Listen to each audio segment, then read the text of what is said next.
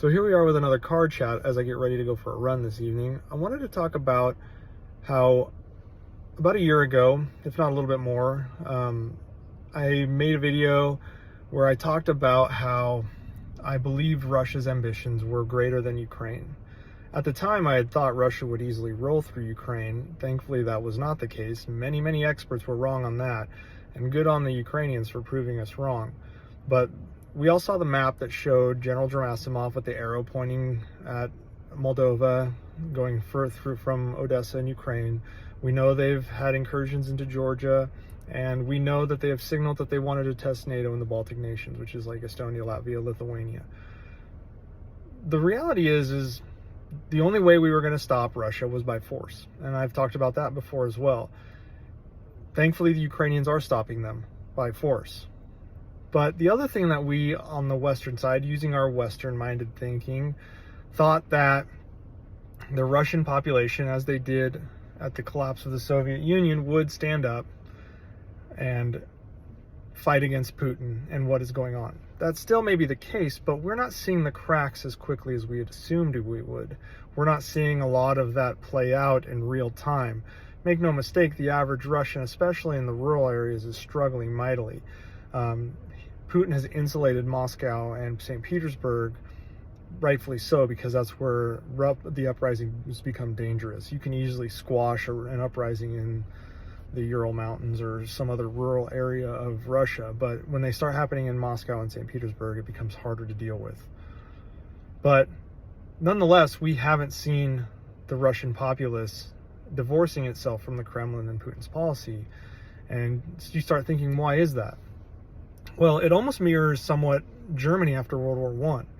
So Germany, after World War I, felt that they were backstabbed by the Europeans. They were betrayed, that they were left to hang, which they lost the war. That's just kind of the way it goes. But apparently there was all these illusions they had that Europe would build them up after trying to create the war to end all wars. The problem is that didn't happen, and it hurt their national pride. A lot of the things that happened after World War I really beat Germany down, and they were resentful for it. It galvanized them around a nationalistic pro-German party, which inevitably turned into the Nazi Party, and we know where that went. Well, that World War I to World War II somewhat mirrors, on a little bit longer time scale, the timeline from 1991-ish to now, where the Soviet Union collapsed, and that was a major hit to the national pride of the Russians. Putin himself, he was in the KGB, he was in Berlin when it happened. He watched this take place, and it wounded his pride. It wounded the entire nation's pride. And Putin came in as a leader, vowing to bring Russia back to its greatness, its old glory, its strength of back in the Soviet Union, where it was respected and feared. And the reality is that setback of the Soviet Union hurt Russia so much that they still are having to recover from it. They never fully recovered really from it. And they blame the West for that. They blame the United States. They blame Europe for continuing to, quote, hold back the Russians. They want to hold them back. They want Russians beat down. So they don't like the Russian culture, etc. So they resent that. And it galvanized them around a very despotic, megalomaniacal leader, and that is Putin. Sound very familiar? That's what happened in Nazi Germany. Nazi Germany blamed its previous leadership for World War I. It blamed the Kaiser. It blamed these leaders, and that's why they didn't go back to that. They went to Hitler. Well, the Russian people blamed Yeltsin. They blamed Gorbachev as weak leaders that caved to Western demands at the very least, if not some of them believed that they were on the West side and were rooting for the collapse of the Soviet Union so they could have their day in the spotlight. That wasn't the case, but that's what they believed. They believed Yeltsin, Gorbachev, etc. were weak leaders or nefarious leaders against Russia's interest. So when Putin came on the scene with his very pro-Russia, rah-rah, make Russia great again kind of rhetoric, people went galvanized around it, and they said, yeah, we don't like what Europe's doing. We don't like what the US is doing. Not because of what the US and Europe were actually doing, but because they were being told that everything that is a problem for Russia now is because of the West, because of the US, and because of Europe. So where does that bring us now? Well, because of that, Putin has a brilliant and really an ingenious method of turning anything that is a problem for Russia around and saying it's because of the West. It's not the Kremlin. It's not Putin's fault. It's not the fact that I'm bleeding our economy dry and killing hundreds of thousands of young people that are from Russia right now in wars. This is all the West's fault. And the Russians feel the pain and galvanize around that. They say, yeah, it is the West's fault. So every time the pain gets applied harder, the pressure gets applied harder, rather than the Russian people realizing there's a problem within their own systems, they say it's the West. The West is the ones hurting Russia.